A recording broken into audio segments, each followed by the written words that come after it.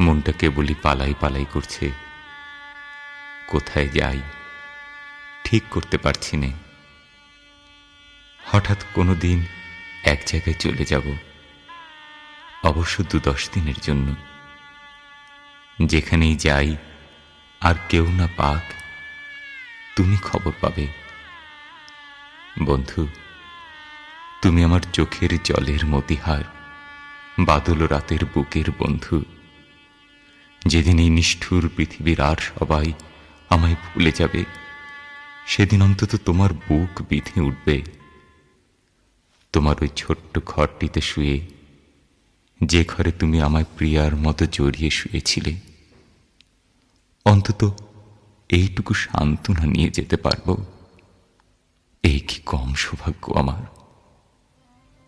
কেন এ কথা বলছি শুনবে? বন্ধু আমি পেয়েছি, যার সাক্ষাৎ আমি নিজেই করতে পারবো না। এরা সবাই আমার হাসির বন্ধু।